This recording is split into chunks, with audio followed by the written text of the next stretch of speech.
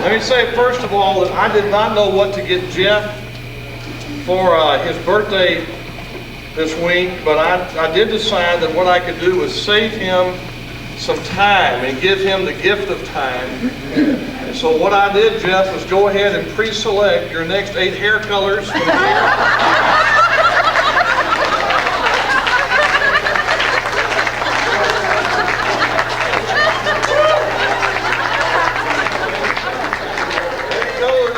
Downhill from there. Okay. This is supposed to be a funeral, so I'm going to begin it that way. I was going to say that I feel somewhat like a mosquito at a nudist colony. I'm so excited I don't know where to begin.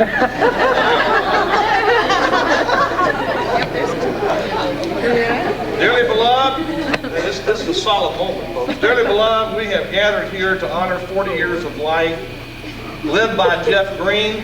You know, there are 3 stages of life, Jeff: young, old, and you're looking good. And Jeff, you're looking good tonight. With Jeff, we're reminded that wisdom comes with age, and sometimes age just comes by itself.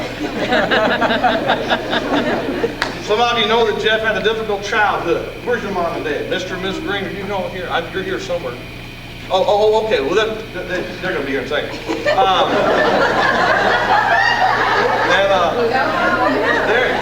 They're going to be able to confirm this, but some of you do not know that Jeff had a very difficult childhood. In fact, when Jeff was born, he had a twin.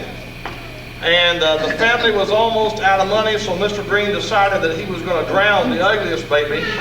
And we thank God tonight Jeff could swim.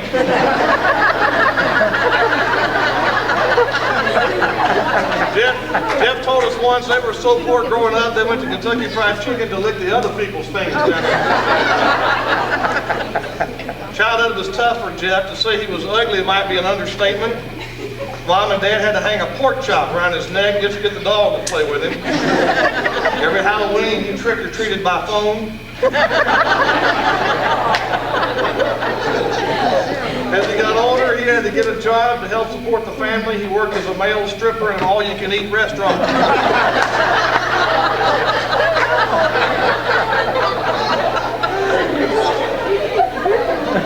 I've been waiting for this. Jeff went to KCC only after being rejected at several other schools. He managed to cram a 4-year education into 5 years. Graduated in 4 terms: Nixon, Carter, Ford, and Reagan. It was at school that they found out Jeff had a photographic memory. We're still waiting for it to develop. It was at school that Jeff's life course in ministry was set. He adopted 2 verses from the Bible that would be his compass in life. One was, "I buffet my body daily," and the second was, "I am determined to know nothing among you." Who can forget? Who can forget Jeff's first preaching experience at Tarpon Springs when he ended his sermon by saying, "All the liquor, all the drugs, and all the pornography should be dumped in the river," and then he led everyone in the invitation hymn, "Shall we gather at the river?" It was at KCC that Jeff met Patty, who was to be his partner for life. Patty admitted later that she married Jeff because she could never resist anything 50% off.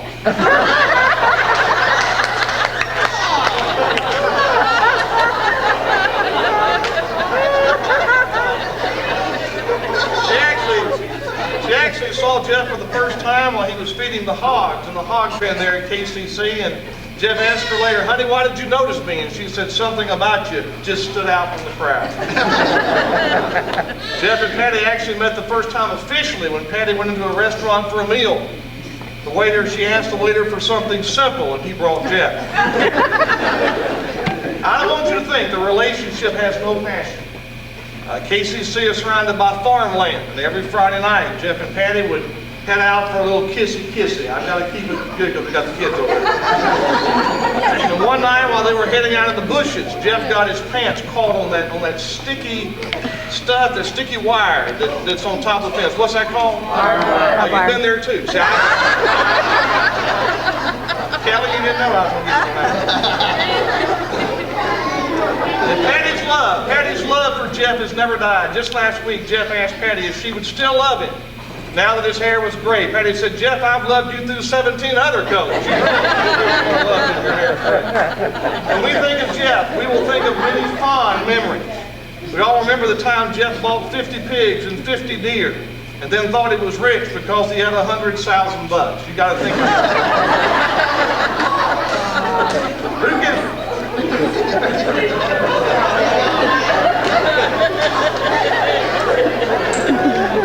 Some of you are catching on, see what this was. Who can forget the time Jeff read the newspaper about overpopulation on our planet? And Jeff read that somewhere in the world there is a woman having a baby every 4 seconds. And Jeff told Patty he was going to find that woman and put a stop to it. We remember the courage Jeff displayed the time he was on the airplane with 4 engines.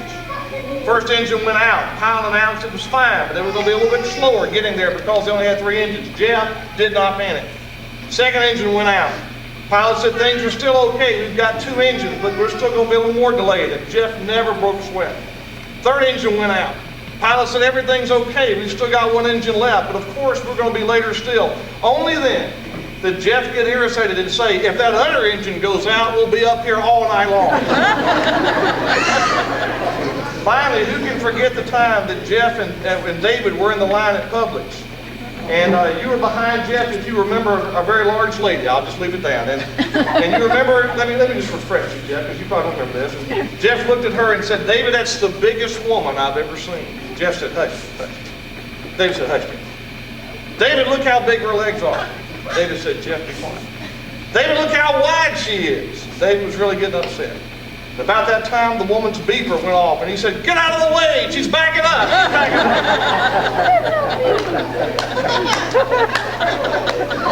In closing, Jeff, I want you to know I dreamed about you last night. And I dreamed that Jeff went to heaven. Now that's why I know it's a dream. And when he got to heaven, he said to St. Peter, went to St. Peter's office to check in, and was amazed that the wall was filled with all kind of clocks. And all these clocks were moving at different speeds. And Jeff asked St. Peter, what are those clocks? And St. Peter said, those are sin clocks. I've got one up here for everybody on earth. Every time they sin, the second hand moves.